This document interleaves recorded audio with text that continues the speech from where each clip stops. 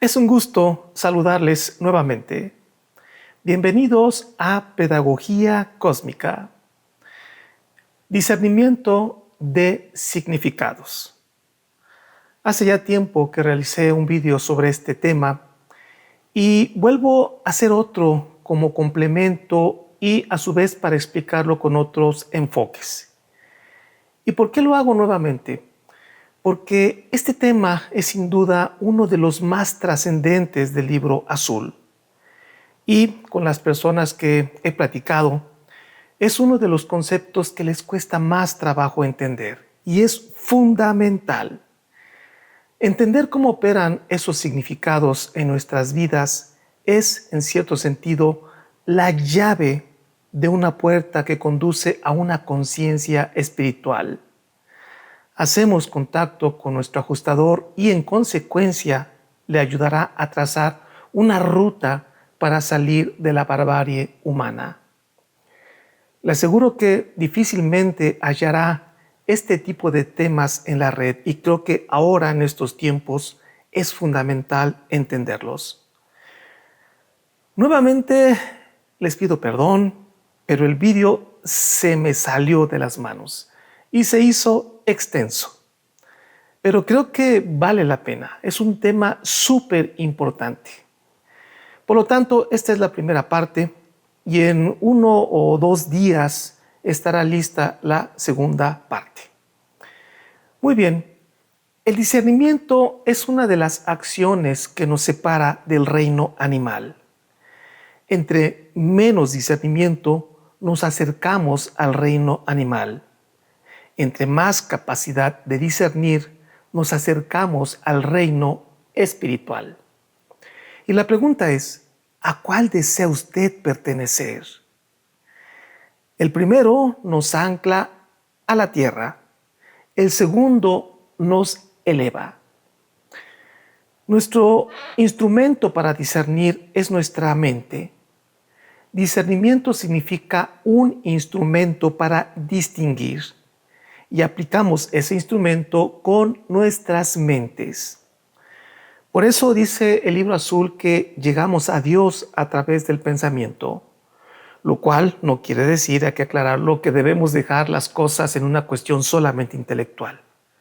No, no se trata de eso, sino que luego debemos bajarlo a las decisiones y acciones de servicio con nuestros semejantes. Pero bueno, ese es otro tema. Entonces tenemos un instrumento para distinguir, nuestra mente. Pero ¿qué es lo que distinguimos? ¿Qué es lo que discernimos? Pues sencillamente lo que discernimos o lo que distinguimos son los significados. Discernimos significados. Es decir, con nuestra mente distinguimos lo que significan las cosas. ¿Y qué significan los significados? Ahora sí que, ¿qué significa significar? ¿O qué significa significado? Bien, pues, estos son parte de la semiótica. Veamos, existen 2 conceptos fundamentales en la semiótica. Uno es el significante y el otro es el significado. El significante es el que designa algo, mientras que su significado es lo designado. Voy a poner un ejemplo, un par de ejemplos. Un semáforo. Creo que un semáforo se va a entender perfectamente bien. Un semáforo tiene 3 significantes, ¿sí? 3 significantes. El color rojo, el amarillo y el verde. Y el significado de cada uno de estos colores, pues bueno, usted bien los conoce, ¿no? Es alto, lo que es el rojo, amarillo, digamos que es precaución, y el verde es siga, adelante. El color es el significante y lo que le indica ese color es el significado. Es un ejemplo muy básico, pero es para tratar de entender el concepto de manera muy sencilla. Pero voy a poner otro ejemplo. Imagine que sale a la calle usted. Está en su casa y sale a la calle. y mira al cielo y encuentra un cielo gris con nubes muy pero muy negras.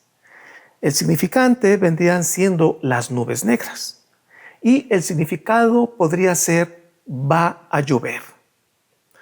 No obstante, el significante, digamos como fenómeno, ya sea natural, sea filosófico o sea social, puede adquirir un significado dependiendo del sujeto que se lo designa. Por ejemplo, las nubes negras, cada quien puede asociarlo a aspectos particulares. Es decir, el significante, que en este caso son las nubes negras, provocarán una reacción en el sujeto a ese fenómeno de la realidad. Por ejemplo, la luz roja del semáforo nos provoca la reacción de frenar.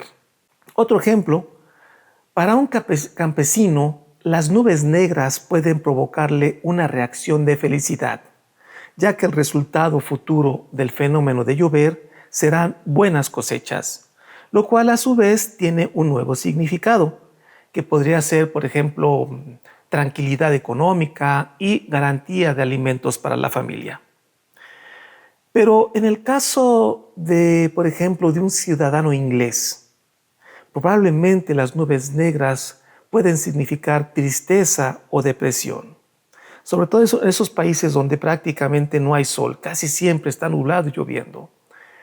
En mi caso, cuando era niño, nubes negras significaba lluvia y la lluvia significaba ríos bajando de las montañas. Yo me crié a las faldas de la Sierra de Guadalupe, de unas montañas, y estos ríos bajando de las montañas significaba o garantizaba jugar con barquitos de papel. En otras palabras, para mí, nubes negras evocaban en mí felicidad. Bien, digamos que podríamos decir que en suma, a través de nuestros sentidos y como seres dotados de capacidades mentales de naturaleza cósmica y dones espirituales, nos enfrentamos a una realidad a través de la experiencia y reaccionamos a ella gracias a que, al estar dotados de una mente cósmica e iluminados por una chispa divina plena de sabiduría, logramos distinguir o asociamos ese hecho que observamos con otro fenómeno y por lo tanto le damos un valor. Pongamos un ejemplo. Si yo observo la forma de vivir de un político, ya sabe que los políticos son mis personajes favoritos porque son tan pintorescos y a veces tan ingenuos, pero bueno, imaginemos un político lleno de lujos, propietario de casas lujosas aquí en Las Vegas, en Nueva York o en Europa, y con muchos autos sofisticados de esos muy finolis, y con cuentas bancarias millonarias en varios bancos del mundo, etc. Usted ya conoce esas historias, sobre todo si es usted de países latinoamericanos. Pues de inmediato esos datos que tengo sobre ese político lo asocio a corrupción, lo asocio a la mentira, a una vida amoral y lejos de valores espirituales, incluso a la violencia, a la injusticia, así también como a la insensibilidad al sufrimiento humano, ya que la corrupción finalmente es sufrimiento humano. Entre otras muchas cosas más. Digamos que una idea me lleva a otra, y todo este proceso mental a través del cual asocio una cosa con otra, me lleva hasta una reflexión final sobre el bien y el mal. La sensibilidad humana nos permite reconocer y en consecuencia reaccionar a tres diferentes niveles de realidad. Reaccionamos a fenómenos naturales, es decir, a la cosa. Luego reaccionamos al sentido del deber, a la moralidad y finalmente reaccionamos a valores religioso-espirituales, a los máximos valores divinos. Cuando usted se enfrenta en la vida cotidiana a cualquier evento, de estos niveles de la realidad busca distinguir, entender. En otras palabras, discernir de qué manera se asocia ese evento con otro. Es decir, le asignamos un valor. Por ejemplo, hemos experimentado terremotos, sobre todo en México, muy fuertes. Es un fenómeno natural que dejó miles de muertos. Muchos niños quedaron huérfanos, familias quedaron sin hogar. Hubo actos heroicos de personas rescatando sobrevivientes. Hubo fraternidad y solidaridad. Pero igual hubo corrupción. Nos enterábamos de donaciones que hicieron algunos países y desaparecieron, etcétera. En un evento de ese tipo, un terremoto, cualquier otra cosa, observamos muchísimas cosas. Este evento provoca en cada ser humano una reacción que nos conduce a discernir el significado de cada cosa a la cual cada quien se enfrentó.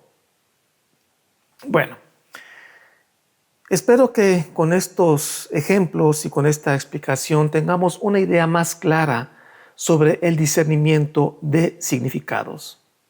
Pero ahora la pregunta sería, ¿y eso para qué sirve?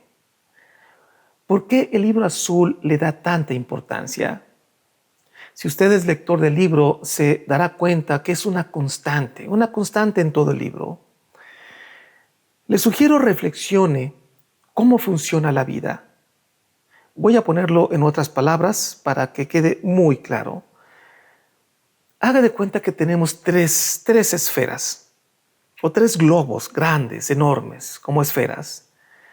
Tenemos tres esferas, cada una en niveles diferentes de la realidad.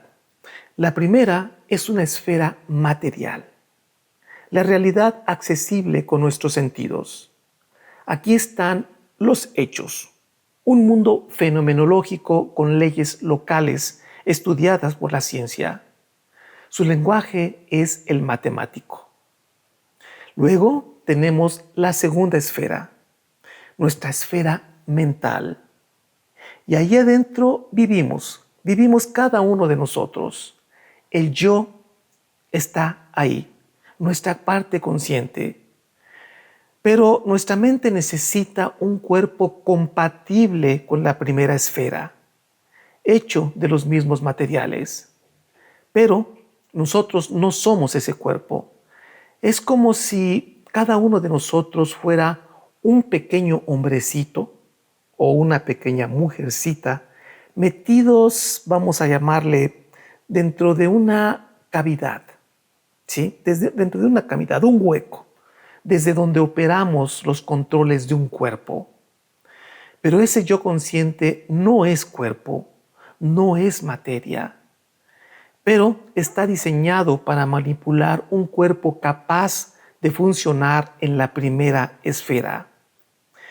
Es tan perfecto este sistema de mente-cuerpo que se hayan conectados por terminales orgánicas, de tal forma que esa mente no material puede sentir, puede observar, experimentar todo ese mundo material y luego, con esas experiencias, reflexionar sobre los sucesos externos. Digamos, en las palabras que estamos usando del tema, logramos discernir. Digamos que recibimos la esfera material y la digerimos. La esfera mental es intermediaria con una tercera esfera, la espiritual, que posee otra sustancia, que tiene otras leyes, que posee valores supremos no humanos, que obedece a leyes universales. Entonces, la mente evolucionada discierne la experiencia de la primera esfera y le otorga un significado a través del cual se vuelve consciente de los valores de la tercera esfera. Trate de recordar estas tres esferas en su vida diaria y reflexione sobre ellas. Trate de mantenerlas presentes. Bien, hemos llegado al final de la primera parte. Esté muy atento al siguiente. Estará disponible en un par de días, en el que veremos para qué sirve todo este rollo del discernimiento. Verá que vale la pena ejercitarlo y aterrizarlo en la vida diaria. Pues muy bien, soy el profesor Javier Posada y que la luz de la verdad ilumine su camino. Hasta la próxima.